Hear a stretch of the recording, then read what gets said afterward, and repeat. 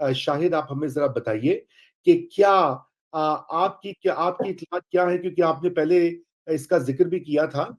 और ज़रा हमें ये बताइए कि क्या जनरल बाजवा ने वाक़ई ही कहा था ऑपोज़िशन पार्टीज़ को कि वो तहरीक-ए-एतमाद अदम-एतमाद लेकर आएँ?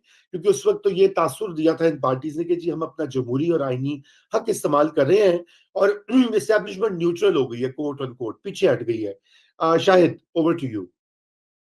अच्छा देखिए, मौलाना फजलुर रहमान साहब को और उनकी सियासत को थोड़ा-सा मैं डिफाइन करूँगा और फिर मैं आगे जो सवाल आपने पूछा है उस पे बात करूँगा। देखिए, मौलाना फजलुर रहमान साहब जो ज़्यादा पॉलिटिकल गेन के लिए प्रेशर टैक्टिक्स इस्तेमाल करते हैं, जो वो अभी भी कर रहे हैं। अब देखिए कि 3-4 दिन से वो धांधली का शोर मचा रहे हैं और हर तरह का प्रेशर एक्सर्ट करने की कोशिश कर रहे हैं। मीनवाइल आप देखिए कि आप हैरान रह जाएँगे, सिस्टम ऐसा नहीं होना चाहिए कि उनकी 2 एनए की सीट्स बढ़ गई हुई हैं, 4 से उनकी 6 सीट्स हो गई हैं। मौलाना अब्दुल गफूर हैदरी साहब को भी जितवा दिया गया, मौलाना समी साहब को भी वहाँ से बलूचिस्तान से जितवा दिया गया और मैं आज आपको बता रहा हूँ कि 80% चांसेस है कि उनके बेटे मौलाना असद भी कल टांग से जीत सकते हैं। कल होने जा रहे हैं उनके कोई 6 पोलिंग स्टेशंस हैं, उन पे कल वोटिंग होने जा रही है, जिनका रिजल्ट जो है वो जिन पे पोलिंग स्टेशन दोबारा इलेक्शन कमीशन ने कहा है कि उन पे करवाई जाए। तो 800 वोट्स का फर्क है दावड़ कुंडी साहब जो कि पीटीआई बैक्ड कैंडिडेट थे उनके साथ।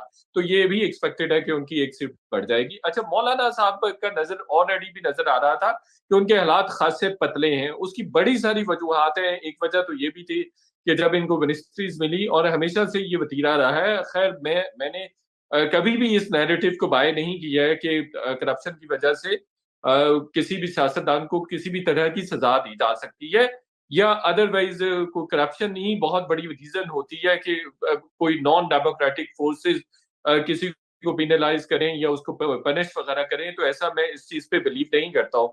हैविंग सेड सो, लोगों में अब मैं आपको बताता हूँ बहुत जो अभी तक मीडिया पे बात नहीं आ सकी, मौलाना फजलुर रहमान के साथ हुआ क्या है खास तौर पर केपीके के लोगों ने ये मेक श्योर किया है कि मौलाना फजलुर रहमान और परवेज खटक किसी भी सूरत ना जीत पाए और पीटीआई जो कारकुनान थे वो बहुत दूर दूर से तमाम अपने हल्का अहबाब को अपने साथ लेकर और तमाम अपने हल्के कॉन्स्टिट्यूएंसीज को छोड़ के इन दो अफराद के जो हल्के वगैरह थे इनके बेटों के हल्के में वो आए। उन्होंने मेक श्योर किया कि मौलाना ना जीत सके, इनके भाई ना जीत सके, इनके बेटे ना जीत सके। इसी तरह से उन्होंने परवेज खटक के हवाले से भी पीटीआई के कारकुनान ने मेक श्योर किया कि इनको हर तरह से हराना है और हर तरफ से हराना है और उन्होंने हर तरह की कोशिश भी की। अब आगे बढ़ते हैं आपके सवाल की तरफ।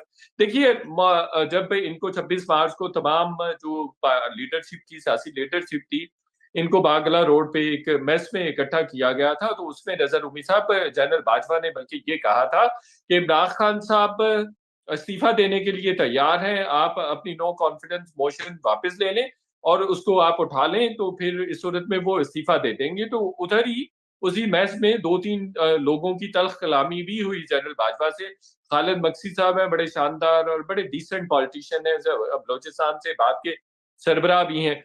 उनकी भी हुई। उन्होंने कहा कि बाजवा साहब फिर आप हमें मार ही दें, अगर आप अभी भी नो कॉन्फिडेंस मोशन आप विड्रॉ करवाना चाह रहे हैं। इसी तरह से फिर बिलावल भुट्टो जरदारी की भी तल्ख कलामी हुई जनरल कमर जावेद बाजवा से, जब उन्होंने ये बात की कि आप महंगाई का हाल देखिए, गरीब अवाम पिस रहे हैं, अवाम पिस रहे हैं।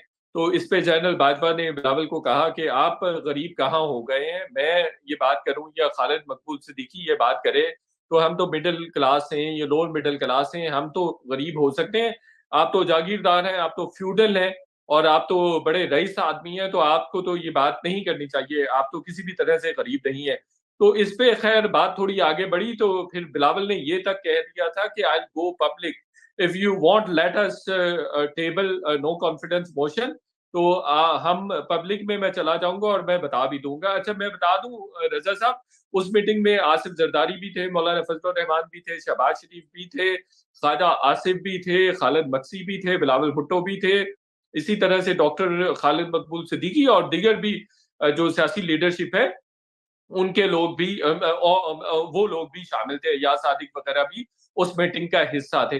अब ये बात तो हो गई कि जो सवाल आपने पूछा है, जो मौलाना फजलुर रहमान साहब ने बात की है, उसके तनाजुर में उसमें एक तस्वीर उन्होंने खुद कर दी है कि उन्होंने मौजूदा DGISI का नाम ले दिया। अगर मौजूदा का नाम लिया है तो हम सबको पता है कि वो हाइब्रिड रिजीम था, एस्टेब्लिशमेंट इमरान खान साहब को लेके आई, इसमें कोई शक वाली बात नहीं है।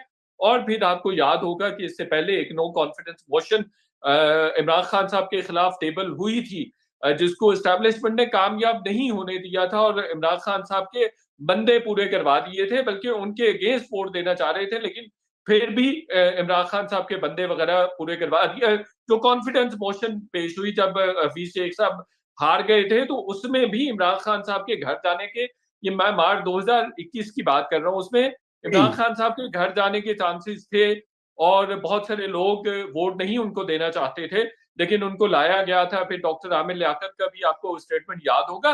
तो इसी तनाजुर में डीजी जो मौजूदा DGISI हैं, तो उन्होंने तो एक बेहतर बात की, उन्होंने ये बात की कि भई हम जो भी आपका आईनी तरीका है, आप उसको प्रेज़ेंट कर सकते हैं। अब हम इमरान खान का साथ नहीं देंगे या अब हम उनको नहीं बचाएँगे। और ये एक डेमोक्रेटिक अप्रोच थी कि उन्होंने समझा कि हमें जमहूरी होना चाहिए या हमें किसी भी सियासी इंजीनियरिंग का, सियासी प्रोसेस का हिस्सा नहीं बनना चाहिए।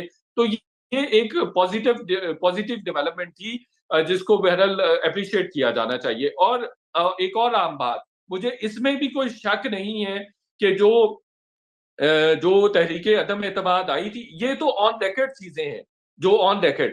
लेकिन अदरवाइज भी मुझे ये कोई शक नहीं है कि जो तहरीके अदम एतमाद आई थी, उसमें बिल्कुल एस्टेब्लिशमेंट की भी मंशा शामिल थी, और इसलिए भी शामिल थी कि 2020 में मैंने आपको बताया था, नया दौर पे बताया था, और नया दौर का आप उठा के देख लीजिए, 2020 ऑनवर्ड्स मैं ये बात कर रहा हूँ कि ये 2020 के मिड में और फिर आखिर में ये एस्टेब्लिशमेंट फैसला कर चुकी थी कि अब इमरान खान साहब से जान छुड़वानी है, चूंकि उनकी गवर्नेंस का बहुत बड़ा फेलियर सामने आ रहा था, डिलीवर नहीं कर पा रहे थे, मुल्क की हालात खराब हो रहे थे, मुल्क दिवालिया होने जा रहा था, और फिर इंटरनेशनल फ्रंट्स पे भी बहुत सारे इश्यूज बन रहे थे। तो ये तमाम फैक्टर्स थे जिसकी बिना पर ये पहले से फैसला हो गया था। जो इमरान खान साहब ने झूठा नैरेटिव बुनने की कोशिश की कि उनको अमेरिका ने फारिग करवाया, और साइफर की वजह से, और साइफर पर अमल करते हुए जनरल बाजवा ने या एस्टेब्लिशमेंट के दीगर लोगों ने इमरान खान साहब को हटाया, वो सरासर झूठ है। इस सिलसिले में इमरान खान साहब के बहुत सारे बयानात भी ऑन रिकॉर्ड है, जिसमें उन्होंने कहा था कि मुझे तो जून 2021 से मालूम था कि अब मेरी हुकूमत जाने वाली है और कुछ ना कुछ चीजें ऐसी हो रही हैं। और फैज के हवाले से मैं आपको बताऊं, नजर उमी साहब, कि जनरल फैज को वो 100% आर्मी चीफ बनवाना चाहते थे। ये बात बहुत की जाती है, मुझसे भी बहुत सारे लोग पूछते हैं कि भाई वो इन्होंने 2022 में हुकूमत लेके बहुत बड़ी गलती की है।